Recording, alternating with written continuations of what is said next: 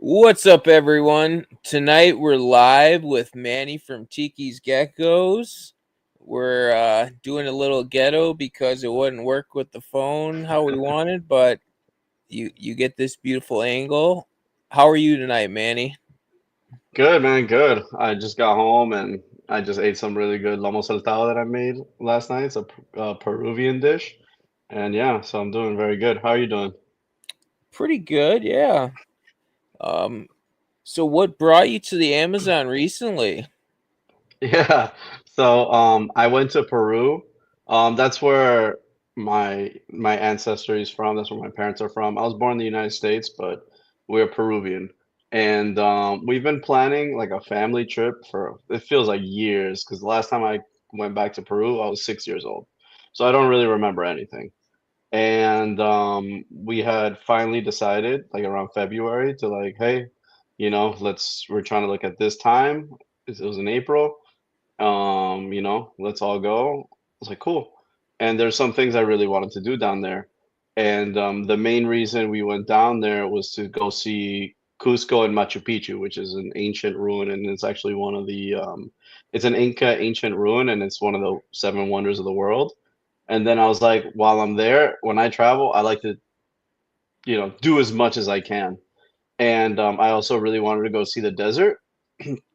And I also I had a few days, and instead of just hanging out in the city, I was like, I'm gonna go to the Amazon. One of my buddies recommended a tour company, and that they did, and they really enjoyed it. And I was like, okay, I got 3 days, 2 nights. I was like, I'm gonna go fly out there, and then and have a good time. So that's why I ended up in the Amazon. I didn't originally go to Peru for that, but I'm glad I ended up doing it, and it was a really, really great time. What company did you end up going with? I'm sorry, you broke up. I didn't hear anything you said. What company did you end up using in the Amazon? So here, I'll pull them up right now. They were great. I'll pull them up right now just to give them their credit.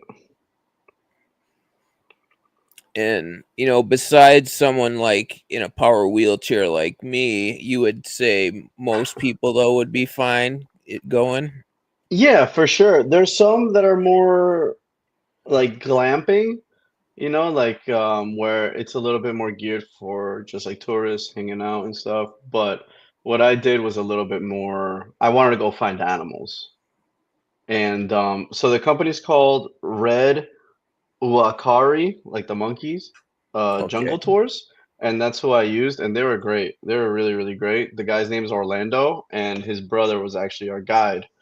And yeah, like, I went there with the intent to catch animals. I wanted to see as many animals as possible, mostly, reptiles, snakes, caimans, things like that.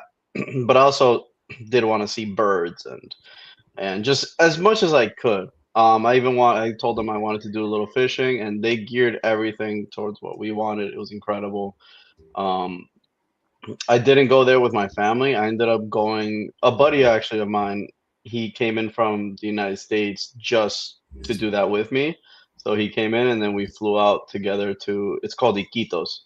Iquitos is the biggest town in the Amazon, but it's like they call it a city, but it's not really a city. It's a big town. And then from there, it was about a 2 hour drive to a city or another town called Nauta, which is on the water.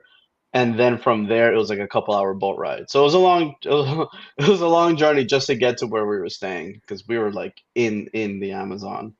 Um, but it was fun, man. It was very good. I enjoyed every minute of it. I kind of wish I was there for a little bit longer, and I kind of also wish I know now being there, I know a little bit a better time to go.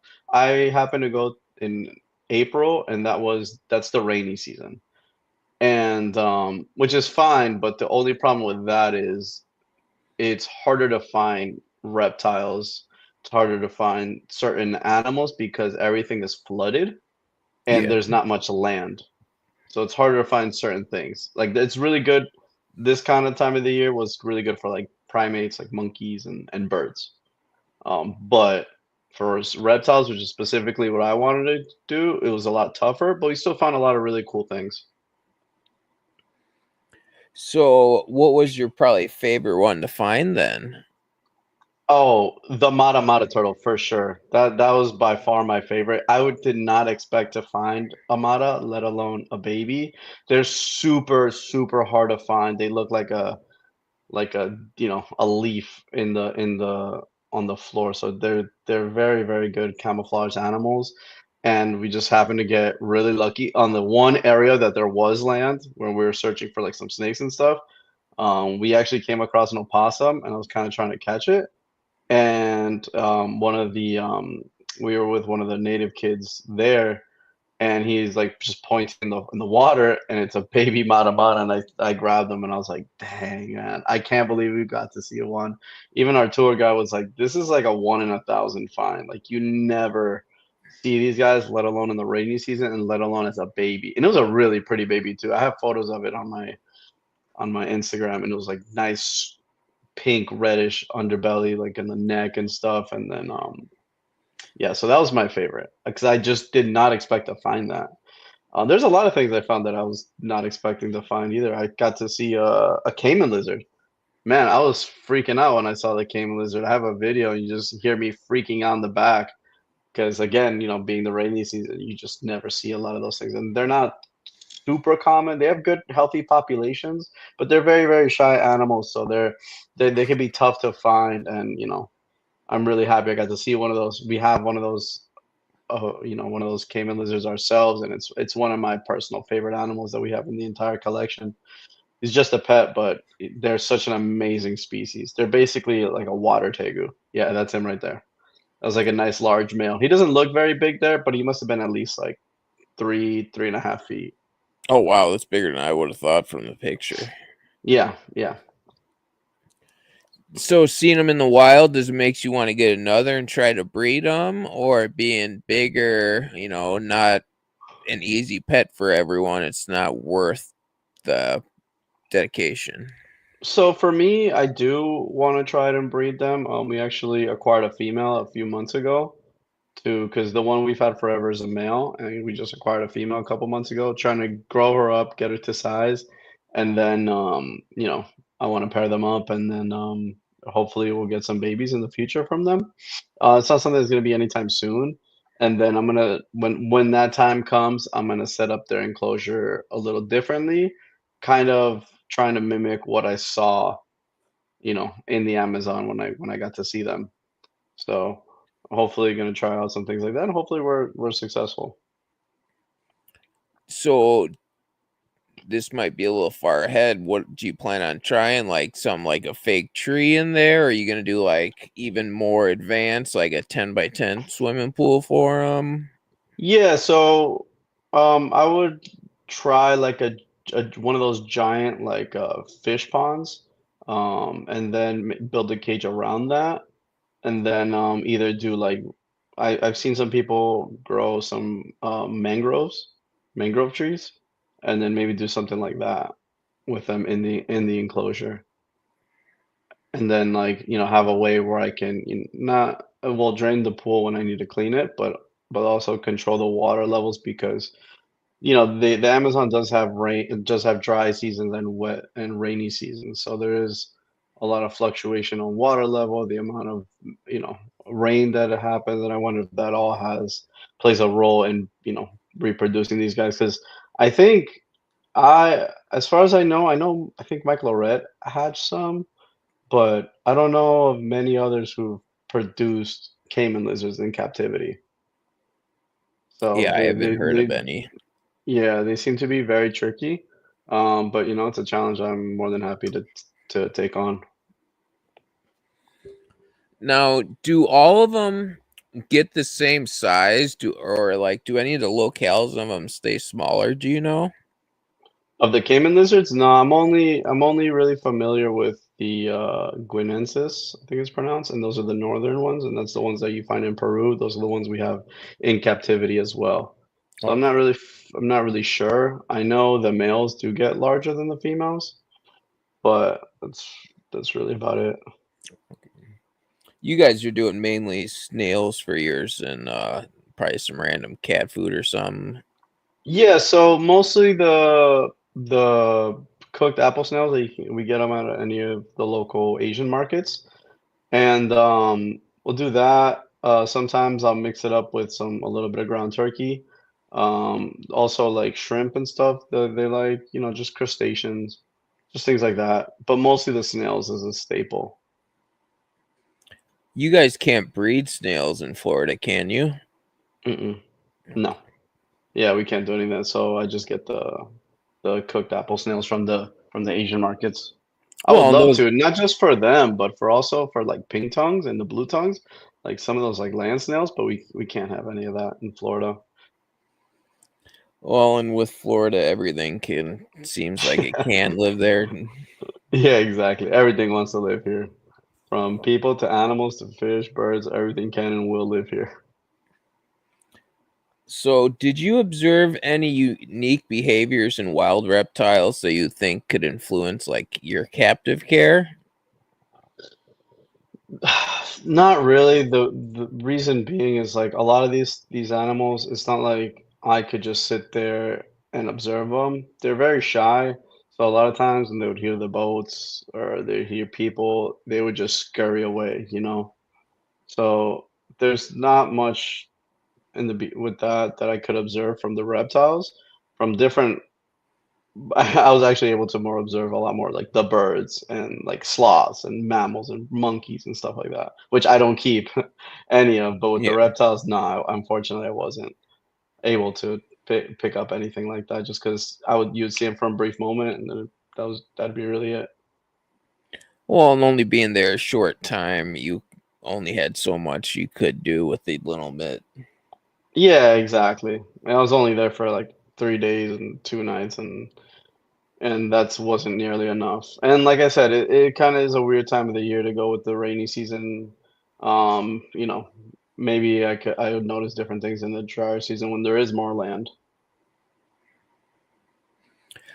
So was the fishing good at least when you were there, or with the rainy season that was kind of bad? So we didn't get to fish too much. I did catch some piranhas, which one of them ended up biting me. Actually. And but yeah, same he was telling us the same thing. This is not the best time of the year to come fishing here because again, there's just so much water. There's certain species of fish and even like the snakes, like the anacondas, they hang on the riverbanks. But when it's like flooded like that, there is none of that. So they're really like dispersed, widespread, and they're really, really tough to find. Same thing for fishing. It would just be better to go in towards the end of the year during the dry season. So that best time of year then would probably be like Thanksgiving then. Yeah, like around then. It just depends on what you want to do, you know?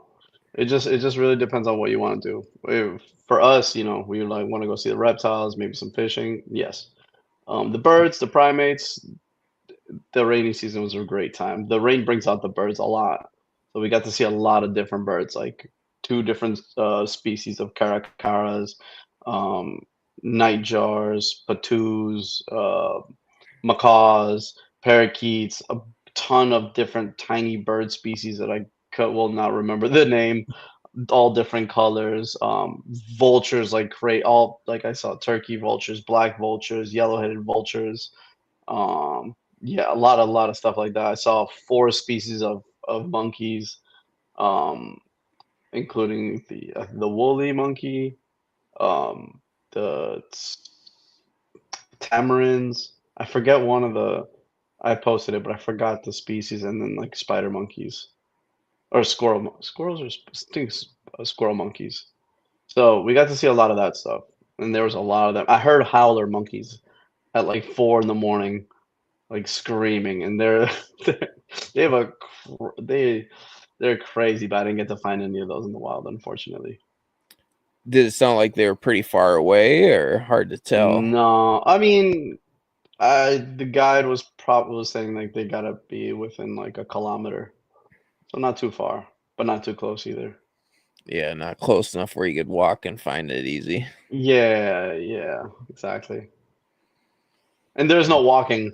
Everything was on a boat because everything was underwater. They were Oh yeah. telling us this is some of the most water that they've had in over 10 years. So we just went in it was all like covered in water. It was crazy. I've seen some photos. of it, how it is normally, it looks like a completely different place. It was so crazy. So next time I go, I definitely want to do it in the dry season, just because I want to find anacondas. Like I want to find different snake species and different reptiles. Do you think you'd go with the same tour guide, or would you go with some of the Yeah, ones? no, I'm gonna go with the same guy. Like Oh, I enjoyed every minute, and that guy, he was amazing. He, catered to all of our what we wanted to do. And he's a guy that was born and raised in Iquitos, and has done this for many years, so he knew all his stuff. I don't know how they know where they are sometimes, because we'll be on the boat at night with no lights, right? And then he was like, "Oh yeah, we're turning here." I was like, "How do you know where you're going? That tree looks the same as that tree. That looks the same as that. Like I don't understand how they know where they're going." But he well, was and there, like I said, they're very good, very friendly, and then they just kind of catered to everything we wanted to do. being in a foreign country, it's good to have someone you could trust, and like you said, knows their way even in the fucking night when you can't even Yeah. damn near see. Yeah, and another good thing is, I mean, not like it matters for me, but they speak English and very, very fluently. So, it's easier. I speak fluent Spanish, so it's not a big deal to me, but my buddy, he speaks mostly English. So, or if you're someone who only speaks English, like they're very good, because they spoke it very, very well. Yeah, that's very important because yeah, a lot Yeah. of people don't. I could tell you like 10 words I remember from like high school, but that's about it. So, any of the habitats you saw on the Amazon give you ideas for the outdoor blue tongue enclosures? Um, Not so much for them, more for like the caiman lizards, if I ever decide to work with maras again. Just kind of stuff that's in that area, because like I said, it was just super flooded. And the blue tongues, that's not gonna work with them. I'm actually trying out. So I have already 16 outdoor enclosures built for the blue tongues. That's where I've been keeping my outdoor pens, my outdoor breeders. And I'm building 16 more cages. And I'm actually trying something a little different. Instead of mulch substrate, I'm actually trying sand, play sand. So I want to see how that goes. I know I kind of got the idea from Ron and Heather, because they do that for all of their outdoor enclosures for the most part are on sand, and it's something I kind of want to try, because mulch gets dirty, and it's hard to clean mulch unless you take it all out. I think the sand's going to be a lot easier to clean and maintain nice and pretty. um and it's also easy for them to burrow if they want, because they love to burrow. The mulch outside, when it rains a lot, it gets really hard, so they can't really burrow as well as like when you first put it in. All that rain just compacts it, you know? So I'm gonna try out sand on these enclosures, and just see how it goes. Are you thinking 100% straight sand, or are you gonna do any like peat moss, or with being Florida it can rain a bit, you want the sand for drainage? Yeah, I'm just gonna do 100% sand. Okay. I'm not gonna mix it with anything. And then obviously I'm gonna have hides in there, the tubes I like to use a lot, and same thing with the other one, kind of layer it so they have options where they can go. But as far as the substrate, yeah, I'm gonna try just 100% sand, and then I'm gonna plant some. I like the look with the pothos in there, just to kind of also create some more visual barriers, and it looks pretty. So I'm gonna plant some of that stuff in there, and then see how it does. I kind of did that with my Jewel Lacerda cages, and I just love how it looks. So I'm gonna do that too. Now, are you doing those ones? Was it 6 by 3 by 3, or are they bigger? No, it's the same size. Okay. 6 by 3 by 3, or six Did by you three by. I think it's actually two. 6 by 3 by 2, 2 feet high. okay? Yeah. Um, any other adjustments besides the sand? Like decide to do a different lid, sliding screens, or Yeah. So basically, um, both sides open the same, instead of just having the because the front piece you can open up like a regular door, but the back was just one solid piece that I would just have to drag out. I'm just essentially just doing the same with the front and back because it just makes it much easier for me to get in and out um, of the enclosure. But other than that, and because like a lot of times, the blue tongues, or when I'm looking for babies or grabbing babies, they run to the back, and it's just so annoying to get in the back and then just try to get them out, and collect them. Yeah. So that's the only like big change I'm making. I'm also gonna add more of the. It's not like a second level, but you know how I have like a little basking platform, elevated basking platform. I'm just Yeah. gonna add more of that as well. Instead of just like one piece, one 3-foot piece, I'm also gonna do one on the side as well because they do enjoy basking on that, and it also It's creates a lot of shade on the bottom. So I'm gonna add like a cup, like probably another 3-foot piece, 4-foot piece on each of it's the kind of space like a in each of the shelf, right, places. on yours? Exactly, exactly. And they love it, man. They're on that stuff all the time, and when it rains, they're under it because it protects them from the rain. So I'm just gonna add more of that. I'm gonna do more visual barriers, more hides. But the structurally, that's really only the only difference. Um, so this one would you think probably pothos is the best for like a plant versus like say if you planted grass, one you'd probably have to deal with cutting it and all that crap, and you never see them. Or do you think like Um, I was just going with pothos. I love pothos. Super yeah, easy to grow, and I have a lot of it. So that's why. But the grass just grows there naturally. It's growing there like it's growing in one of the cages already, like weeds and grass, and I just let that stuff overgrow. If it's too much, I'll cut it back. But I haven't really needed to cut back on the original outdoor skin cages that I'm in. All of them have it, okay. and it looks nice. I like it a lot. I like the visual barrier. I like how it makes the enclosure look as well. And they can hide in there and just be a lot more comfortable, I think. It's a little bit annoying when you have babies and you're like, "Oh crap, I gotta I gotta dig through this little forest just to find these babies," but I think it makes them feel more comfortable. Something you could try like and you could test it like doing like clovers in there. That way they stay, add some greenery to the ground, but they stay pretty low that you might be able to still see the babies pretty good. I Yeah, guess if it yeah, gets it's too not a bad deep. idea. We do get random clovers growing in there as well. I think the weeds just kind of outcompete everything. Yeah, that's hard. They Yeah. they definitely Weeds, win. little sunflowers, bro, like it's so much stuff grows in those enclosures. Like I'm telling you, even the new ones, I haven't even put substrate or anything yet. There's already weeds growing in it and attaching itself to the wood. Like it's crazy how fast those weeds work.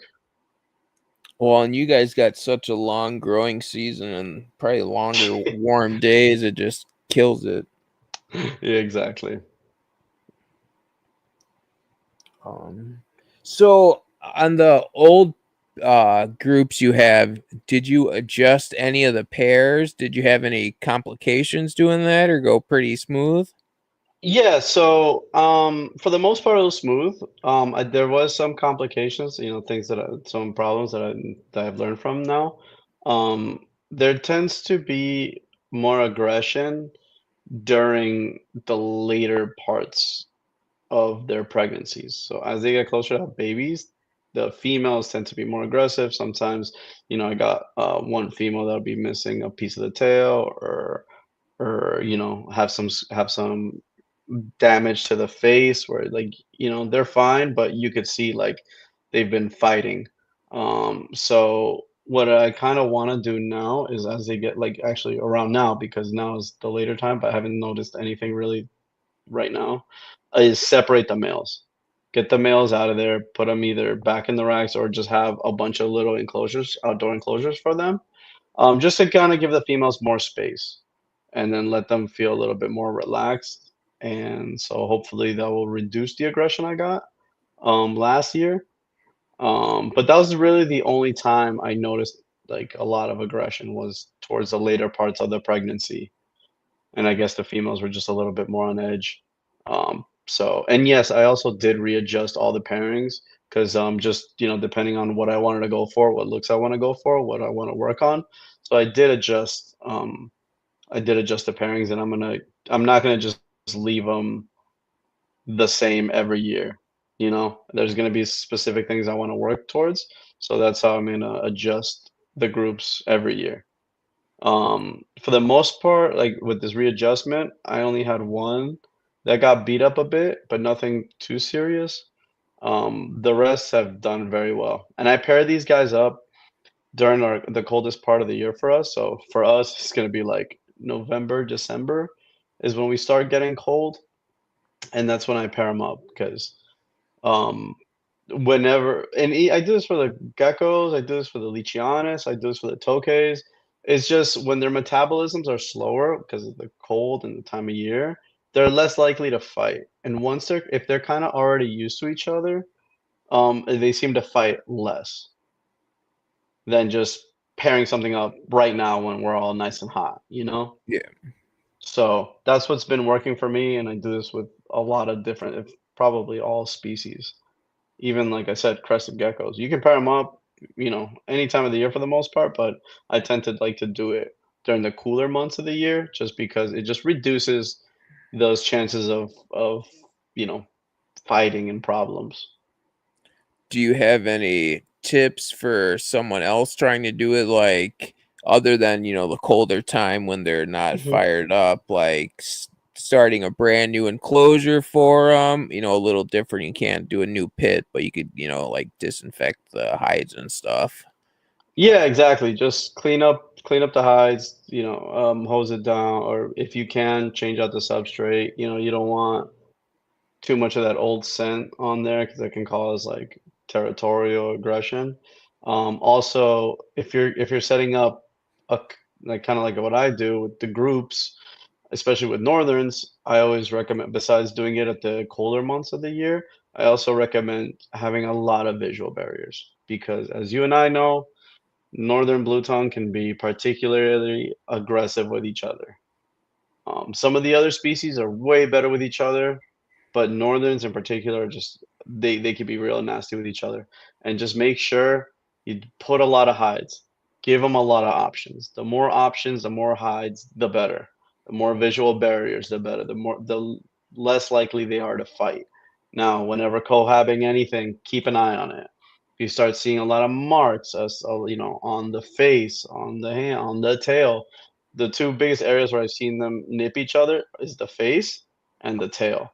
So pay attention to that.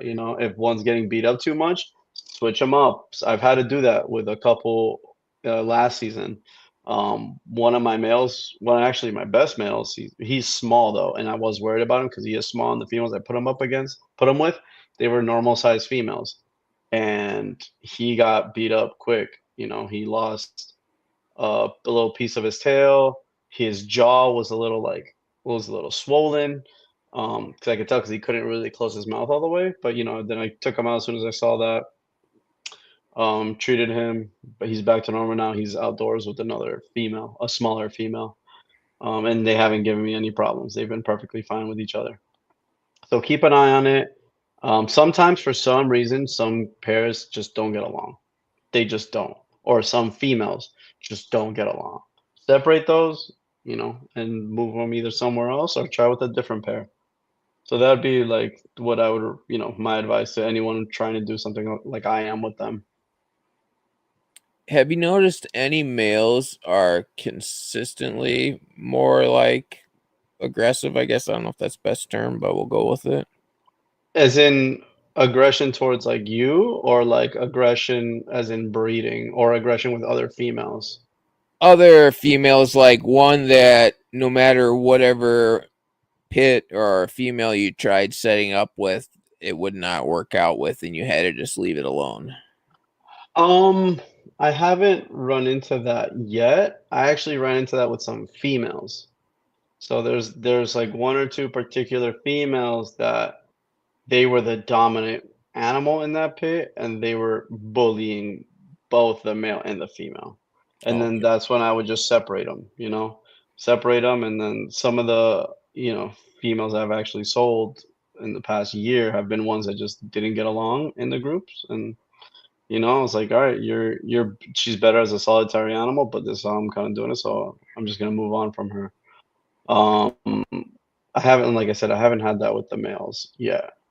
Even and I've had crazy males. Like I have males that were in the racks, they were crazy, and I was worried about them. I was worried about them just, just completely just beating females and just always trying to breed them or something. And I haven't had any issues with them. They seem to be the most relaxed ones. I'm usually just getting problems with females on female or females to the male. Now, this one might be hard to notice, being you'd have to catch it. Have you noticed a male breed multiple times in a day outside? Like, I know physically people have done it, like manually Hmm. introducing. Hmm. I haven't noticed just because I'm not out there all day long because I am working with a lot of other species. Yeah. And I've probably only seen them breed outside like once or twice. Like that's it because I'm not out there 24/7. If I had a camera in there or something, maybe, be a different story. But I'm sure they are. I'm sure during, how males are during breeding season, man. I've seen them chase females, trying to breed, and you see the shoulder marks and stuff. Like I'm sure they're breeding more than once. But at the same time, I know once the female is done, like there's just a point where the males just stop trying to breed, just on their own. I don't know if that's the female kind of like not allowing them to breed anymore, but they definitely act different and they just stop. You would think, after a certain point, the male will get the idea. Some females could definitely show the male that they're not playing around. So And it's also could be they just after a bit they're done. Like their season's done. They don't care anymore.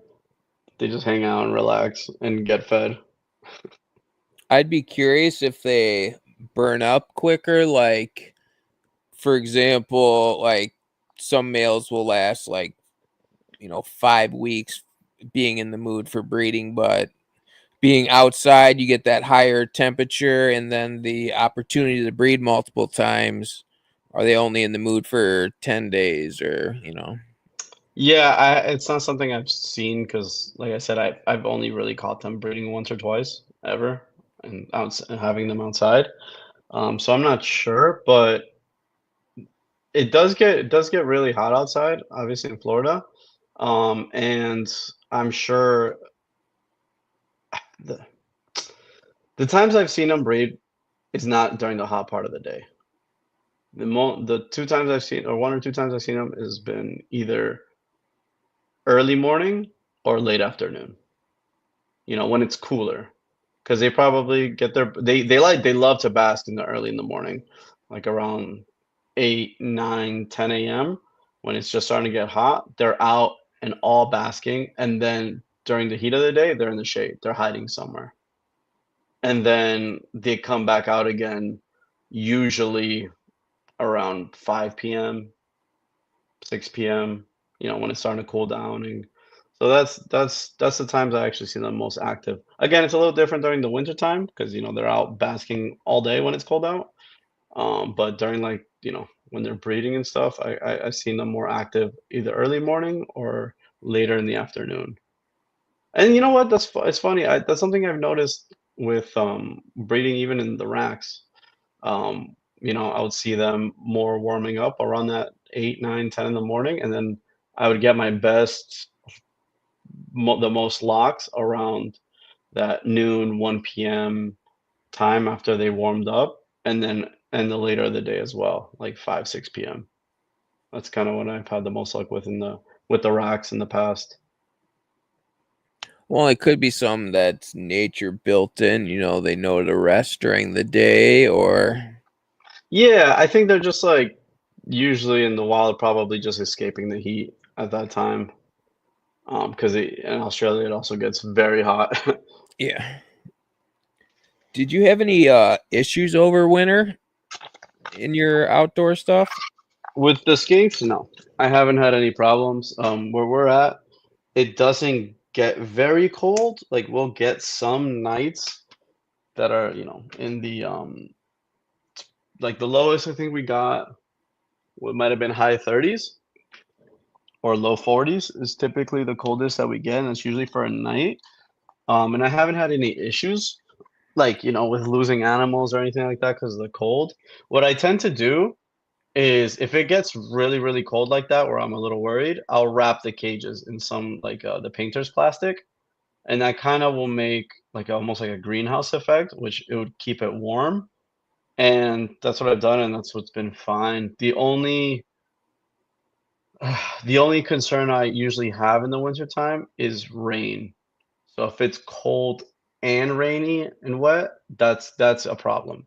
So what I tend to do is I cover the tops of the enclosure with like this it almost looks like a shutter for like a hurricane, and it's clear. So it also still, same thing, acts like a greenhouse, like magnifies the heat, the sun and the sunlight, it keeps it warm. And I lay that across the two openings of all the enclosures, so it stays relatively dry.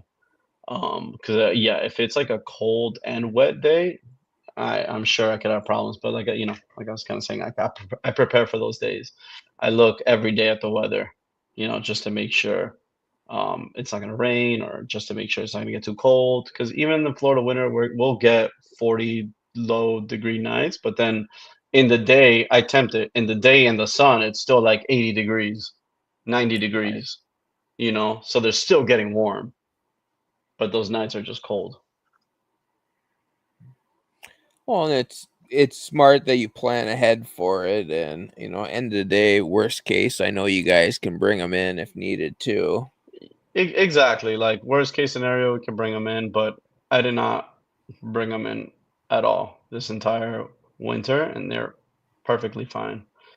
I do similar prep with like the day geckos, everything we keep outside. We got to keep an eye on the weather, especially during the winter time, and we got to just plan and prep accordingly.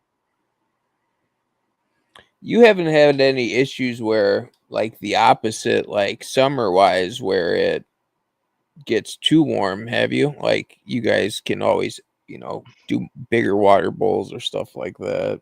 Yeah, no, I haven't had any issues. They can handle a lot of heat, man. And also, I like to when it's like really hot, I'll cover about like half the cage with something just to make half the cage shaded at all times. And then if it's really, really hot, I'll sometimes also hose the cage down, try to bring the temp down. But usually just providing a lot of shade is more than good enough. I haven't had any problems at Yeah, all. it gets really hot in Australia. I just figured I'd double check, just be on the Yeah, safe I do, side. like I said, like right now, I'm providing more shade for them. Um, what about success rate, like outside versus when you guys were doing it manually pairing? You notice any overall with a larger number success rate go up or about the same?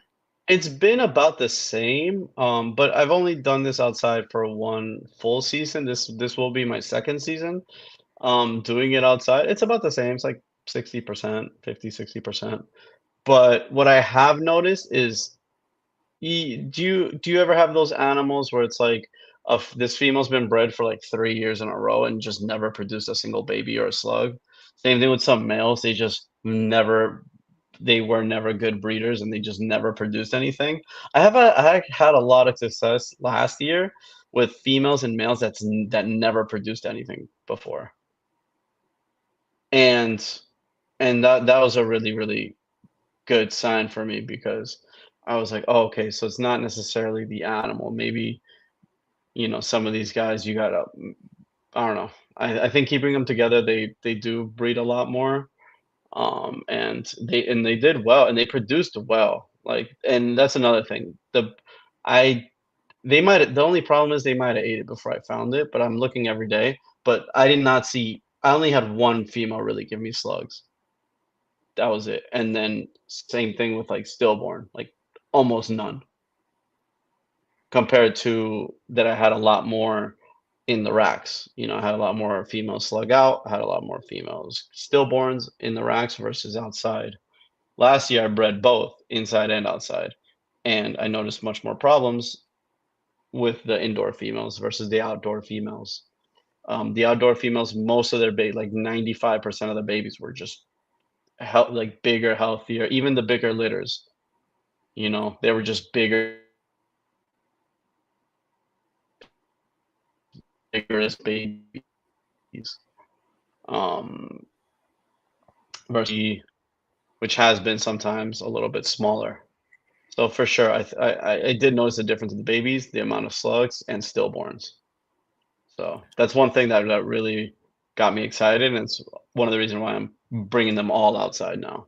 Like by the end of this year, I'm not pairing them up outside right now because I guess like I told you before, it's too hot. It's kind of too late for that.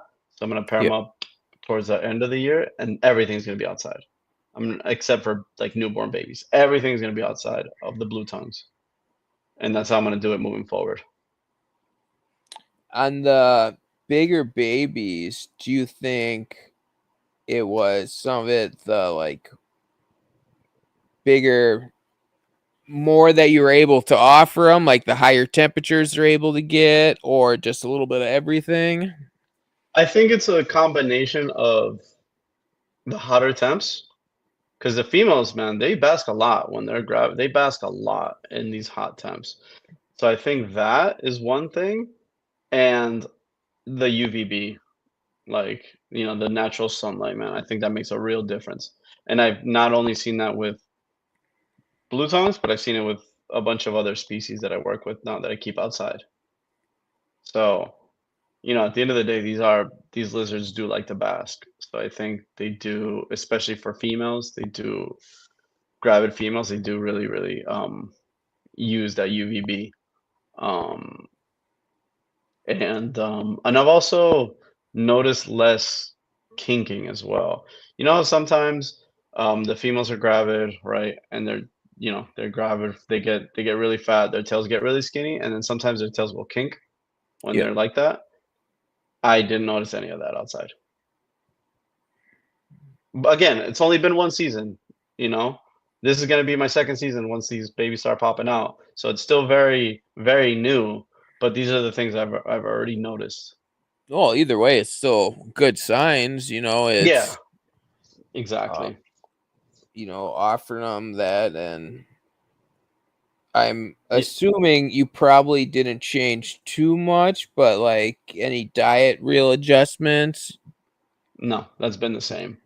The only thing I would add every now and then was I was trying out some the Missouri omnivore diet, or sorry, the insectivore diet, and I just did that just to try it out, just because I heard a lot of good things about it, and I'm always trying to give them variety. But other than that, it's been exactly the same. No, this one doesn't have to be just last year, but have you noticed anything like correlation between diet and better success, whether fertility or litter size? Um, yes, I have. Actually, one of the best years of production I've ever had was in our old place, and that's when I was doing a lot of mixing of the dog food. So I would do the dog food, but then I would also do, I'd mix either pashy blue buffet and grub pie, which I do, but I also would add like organ meat, like kidneys, liver. Not always, but I would add it more often. Kidneys, livers, grated carrots. I still kind of do those when I get them. Um, uh, Zucchini, squash, chicken heart, liver. So I was doing a lot more variety. Right now, I'm mainly doing the dog food, the Repashy Blue Buffet, and grub pie, carrots, and then sometimes like some ground meat every now and then, some eggs. But when I was doing that, that's the year I produced the most amount. I produced over 200 babies that year. And also that spot, we kept them in. It was a room, but it used to be a garage, and it had the sliding glass door, and the sun would just pelt that room all day long. So that room was really hot. That room in the summer was really hot, and I like I said, that's when I produced the most babies I've ever produced. Um, so I think the diet might have been a thing for I think the heat as well. Well, Like and they did not cool down at all that year. Those like while they were there, man, they because even the winter time, the sun is just pelting that. And I had curtains to cover it and all, but I'm telling you, it was not getting colder than 80 something degrees in yeah. that room. Yeah, it was hot. I was scared they weren't gonna broom me, which they might have like went down for like because I couldn't do anything about it. It was just so hot in that room. What I would do is I'll cover the tubs, the racks, with like just something just to block out light, just to kind of like stimulate them just going down or something. My God, they woke up in like 2 weeks, and then like I Well, it said, was enough. that's the best season I've ever had. Yeah, yeah, it was enough, and I produced over 200 babies that year. Now, have you guys tr- adjusted the breeding cycle much, like the time wise you pair them over the years, or is it always relatively the same? It's always been the same up here though now, and because we moved facilities, it is colder. It is, like, colder just a little bit, and I've noticed that first year breeding them inside was a really crappy year because they had to get used they went down later, they woke up later. Normally, my stuff would be starting to go down in November and awake by the end of December, mid to late December, and breeding then. But these past few years, they've been breeding in January, then February, and I've even had some stuff pair up around March. So it's been a lot later for me now, versus what it used to be. But I used to really care like, oh, I want them down as soon as possible and then up as soon as possible so we can have babies early. But now I just let them do their thing outside. Whenever they give me babies, they give me babies. You know, I just let them be and let them do their own thing now.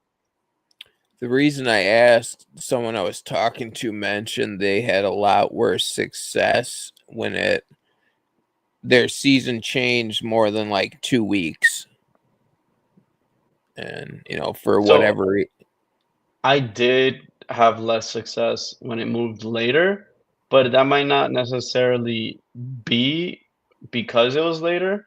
It might also be that that room just wasn't nearly as hot as our old facilities skink room was, you know? But this last year was very good for me. I produced a lot and they all basically came from the outdoor groups.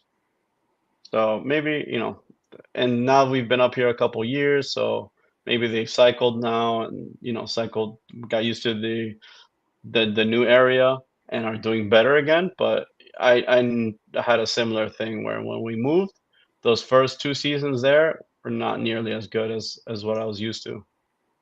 And like I said, they were starting later than normal, a lot later for me. Like breeding in January and in February, like I was done. I was done by beginning or mid January. I was done, and then they weren't breeding till like that time and yeah. leading into February sometimes, and some even to early March. Like I had some pairs in early March. I'm like, this is crazy. This is so late. Well, at least with the outside, like that will help them adapt better, I think. Like it seems Mhm. like some outdoor conditions affect the inside, but we get some barrier, I guess be a good way to put it. Yeah, the only thing I hate about the outside is you could have gravid females, like they've already bred, let's say, and then like a week or two ago, we had a cold front come in May or in April, and you're like, I don't know how that affects them because if you're already gravid and you're having these cold days and you're trying to bask and you can't really get hot, like yeah. So that's the only thing that really worries me about these outdoor enclosures. Because you can control more when it's inside. So, but it's been, like I said, my one season breeding them outside, it's been good. Hopefully this year will be good as well. I would still think they would adapt, that might push the gestation period longer, but as long as it's not getting significantly too cold between that time where they're can't like follicles can't grow and all that good stuff. Yeah, I know. That's but that's just one of the things I have worried about. With these random cold fronts in March, April, May, and you're like, what's happening? Like why? And then they stop eating. They won't eat for that time period and until it gets warm again, and it's like it's just stressful. Well, and I guess you saying that too, that could affect what nutrients they have to give to the babies. Exactly. Exactly. So, um, but we'll see. We'll see how good this season is. I haven't had any babies yet. They should start popping out soon. This is kind of when they started popping out last year. So I'm hoping any day now we'll have babies. I'll I have a feeling it's gonna be in the next like 2 weeks. I'm gonna start getting babies, and then I'll get babies all the way until like July. So, with you mentioned that you did a bit of project adjusting, we'll call it. Um, some people, how do I put it? How do you refine a trait that way you can get it to breed true? Like, how many generations do you think it normally takes for you to see like consistent results? It just depends on the trade itself, and how it works. It could take there's some stuff that I've been working on for 4 or 5 generations, and I'm still gonna keep working on it because it's not where I want it to be. And there's other things that you can reproduce in 2, 3 generations. It just really depends on and consistently. It just really depends on that individual trait and how it works. There's a lot of things that we think might be polygenic, so line bred. There's other things that work more recessive, co-dominant, incomplete dominant. So it just really depends on the trait itself. Um, but I'm just gonna always. I don't care how long it takes. You know what I mean? Like for me, I don't look at it as like, oh man, it's gonna take 3, 4, 5 generations. Like no, I wanna. This is my goal that I want to make, so I'm gonna keep doing what I think I should do to get to that goal. Oh, and that's good. And with polygenics, it even though it can take multiple generations, it gives you something to look forward to down the road. Yeah, exactly. And the cool thing with polygenics is sometimes you like a curveball gets thrown. You're like, wow, like I wasn't aiming for this, and then this animal has like almost like a full 2 stripes on the side. Like, oh, no, cool. Now something new to work on, you know? So like a lot of people don't like polygenics sometimes because, like you said, it could take some generations to get to, but I like it because Well, sometimes you not get thrown like random like new things that you weren't even expecting. and I think some can be it gets confusing with like some of the lines how you'll have, we'll say a red and a yellow, but even though it's from a red to a yellow, if it looks red, you'd probably want to treat it more like a red animal when choosing its pairings. Yeah, yeah, exactly. I I think we kind of I think we kind of like did skink genetics wrong for a long time, we'd call this thing and this, but like these two sunrises are not the same, right? This one looks more classic, this one looks like a high yellow beautiful sunrise animal. And then but we call them the same thing when they're not, you know? Um so that's one of the things I think we need to fix in the with skink genetics in the naming of it. Um Because I've had some sunrise animals from sunrise, straight sunrise, and then they go pale. And you're like, this is supposed to be a sunrise. And then its sibling is like super bright yellow orange, and it's still that color like years later. While the other one is, but they're supposed to be the same thing, right? And I think that's kind of what confused people. And Hmm.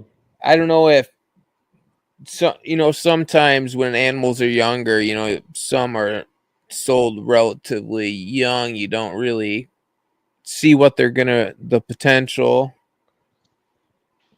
and not everyone was always the best in previous years with that either. I think might have been a good way. Yeah, yeah, and that's stuff you just pick up with time. Like now, like to stay with the sunrise, like I can see after maybe like a month, 2 months, 3 months, like, oh, this animal's gonna end up more pale, or this animal's gonna be higher color, just because I've raised so many and I've produced so many over the years. So that's just something that kind of can come with time as well. Now, with your skinks, have you noticed many with patternless bellies? To be honest, that's not something I've paid attention to. Um, yeah, no, I haven't because I haven't paid attention to that. The only reason I ask, I happened to notice one this year with one, Hmm. Like and I completely patternless. yeah. Do you have a photo of it so you just take a look at it? Uh,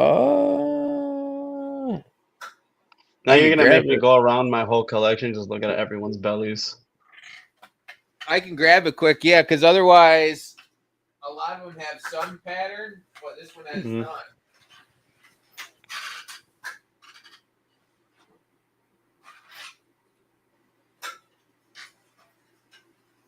And being, underneath it, it's not super exciting anyway.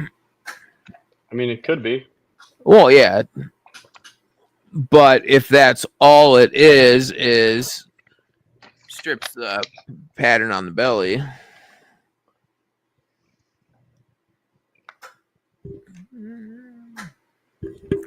Here,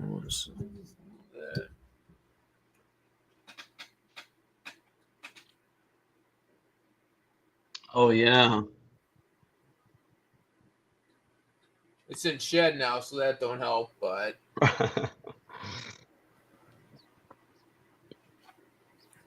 it's was it two other siblings, and it's the only one that has it. Yeah, like I said, now you're gonna make me go around to all my animals and just be like, grab them and just look at their bellies and be like, this is Alex's fault. And I haven't checked every single one, but I checked a Hmm. lot of the ones related to it and haven't noticed it too much. Hmm. Like nothing, no real similarities on much belly pattern I've noticed, Hmm. but it's not something I've studied. Yeah, I mean, neither have I, but I'm gonna pay more attention to it now, see if I have anything like that, because that's not something I ever paid attention, like looked out for. What about so on like the back bandings? What about like where they're connected? Like striping. Uh, I wouldn't call it striping. Like so where the bands connect. Like here, I'll this one I kind of came prepared for. Uh, maybe not. Um, so the dad of this one is has basically like an M or a W on its back, where it. Now let's see. Let me see if I can pull it up. And then this one has a little more advanced uh, connectability. No. One of the things I have noticed and I've actually been working on is that the stripes that I'm talking about, the vertical stripes, like their bands like kind of connect and they make a line. Yeah, Um, and that's something that I have been able to reproduce, just not all the way down the back yet. I think, and then I've also noticed the black, like the side, like the on the side of the band. You know how they get that black coloration there. yeah. I also have one that almost connects on like almost like a stripe or on the side, just black. So that's another pattern thing I'm working on as well to connect it all the way. Um, but never, I don't know. Did you find a picture of what you want to show me? Like an M or the W? So I got it. I'm trying to pull it up. I got it up in my media player. It's a video I sent over on my email. Uh, here, I got another question to ask you, and I'll work on that in the background. Hmm. For newer breeders, is it better to specialize in like specific species like blue tongues, or more diversity for like long term success? It kind of depends on what you want to do. What's your goal, right? If you want to be a breeder and you want to get known for stuff, I would say specialize in something. Either like like a species that you really like, we first really got known for our cresteds and our gargoyles and etc. So specialize in something is what would be my recommendation that you really love. You got to love this stuff. You can't just be like, oh, I want to breed this because it's good money. Like, no, you got to really specialize in something that you really, really love. And then you could, I would say, if you wanted to, start branching out into some more species. Um, we work with a ton of different species, so I get I get the desire to just like have one of everything. But it is like it's hard when you have so many different species and everything breeds a little different. This is eggs. These are hard eggs. These are soft eggs. These are live bearers. It can get real. It can get real time consuming. So I'd recommend just start with something that you really love, specialize in that, and then if you wanted to branch out. Are you able Okay, to see I that? actually haven't seen. Yeah, yeah, yeah, I can see that. That's pretty neat. I haven't really seen too many things like that at all. Yeah, the dad wasn't as extreme. Hmm.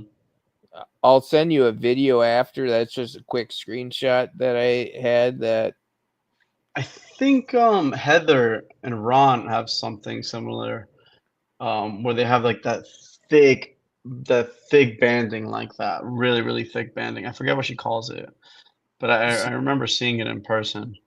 I know Um, some reason I thought hers went like the stripe went the other way, like down the back.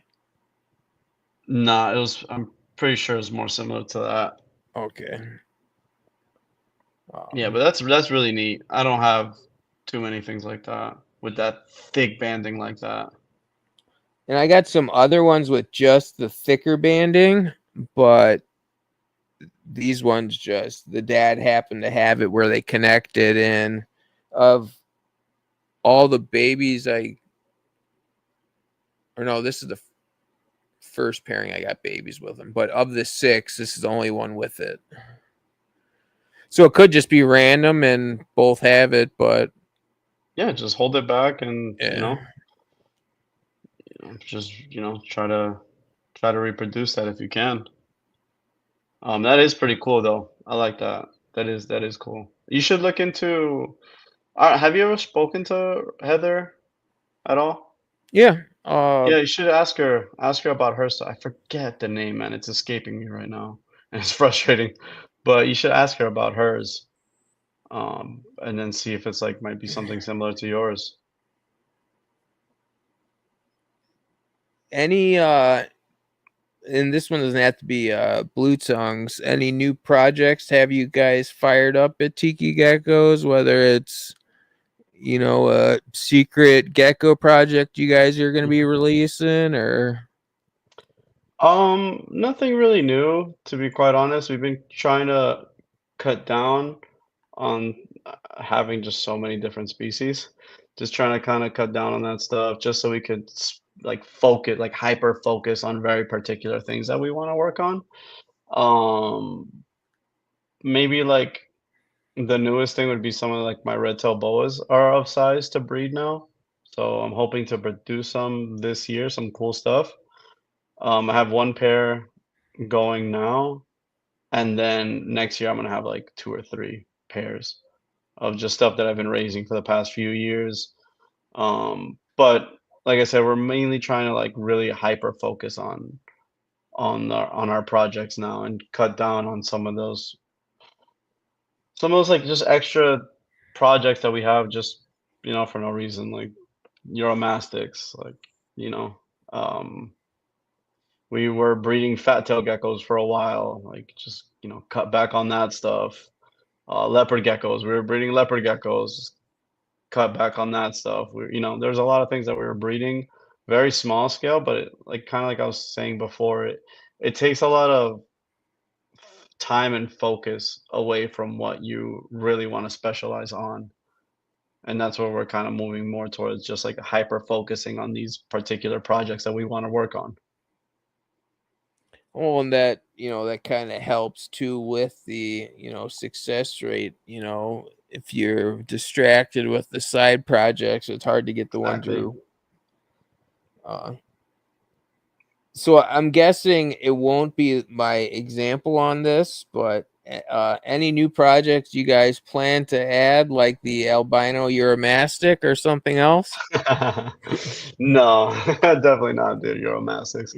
Um, there, I mean, there's a lot of species I would like to add, you know, but it's like I just don't want to add stuff right now.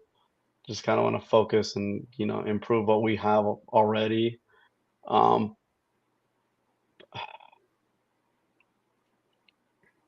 I mean, I'm excited for the Tokay geckos as well this year. I paired up everything finally after raising them for so much. I only had 2 pairs going for the longest, and now like my one of my pied males is paired up. Um, my all my morph tokays that I have are paired up, and hopefully I'll start having some babies, and hopefully do well with those guys. And those guys I'm also keeping outdoors. So Has that made the behavior worse, or were they already kind behavior of? as in them wanting to kill you. Yeah, They're the same inside and out. yeah. Yeah, there's some that I like, 1 or 2 that I raised that are very like I could work with them and make them tame, but it's just we have so many animals, man. It's hard. It's really hard to give like the time to one animal just to tame it down. There's some that we do that we have to, like the black dragon. That's something that has to be worked with because that animal is big and it's going to get even bigger. Yeah. So, and they can do some serious damage if they're not nice, if they're not friendly. So there's certain species, like especially the smarter ones, that we do give some more time to, and that, in the term of like, taming. But with the tokays, no, there's not enough time in the day to do all of them. Have you noticed any long-term um, captive breeding to enhance like behavior in any species? And I know it's harder when a lot of them are already pretty calm when they're born. Like, crested geckos aren't horrible or anything when they're babies, but can you have you guys worked on making friendlier babies? I guess be the best way. Um, Not really. I definitely noticed captive bred and born animals do tend to seem to be more docile, just maybe because, captivity is what they grew up on, that's all they know.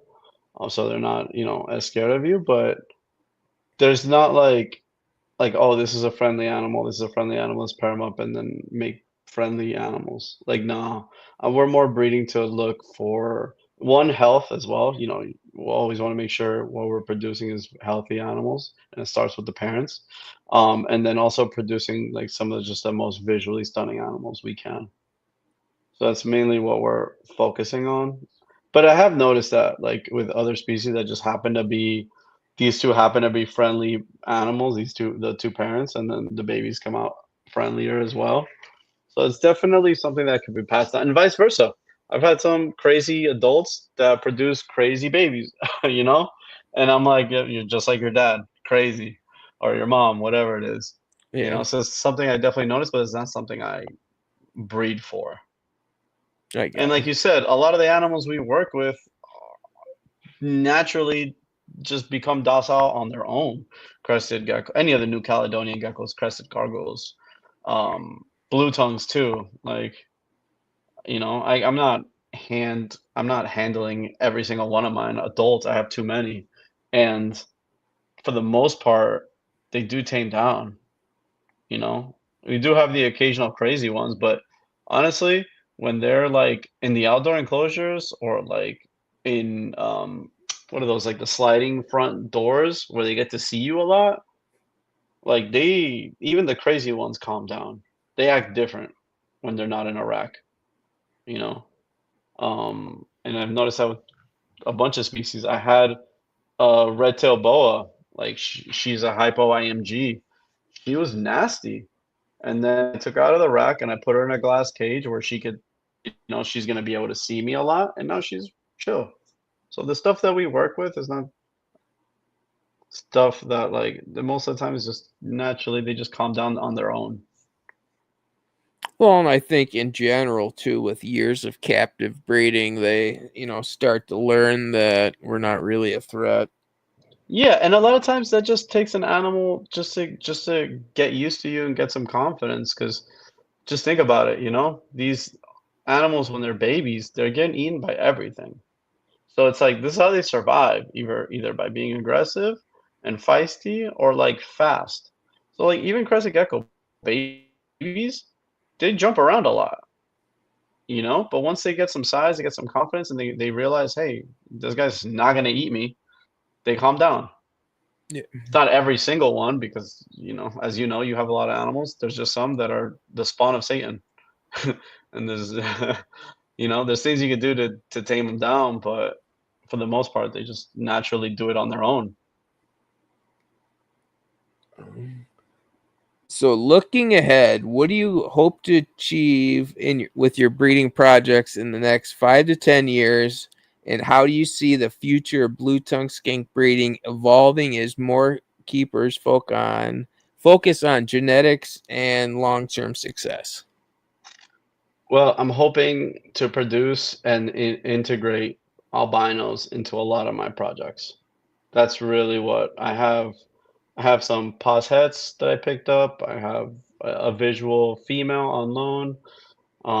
And so you know, um, I'm really, really excited about that. I'm hoping to produce some, and then I'm hoping to integrate that into all of my projects with the Swedish. The Swedish is the one I'm actually the most excited about with the albino, and then start mixing some of these morphs and start making some really cool combos, and then kind of trying to make some of the stuff these Australians have been doing for a long time. That's what I'm kind of really excited for, and that's where I see the blue tongues going in the next few years, and I think that's gonna create like a lot of excitement, especially with the good work that like people like Heather and Ron are doing.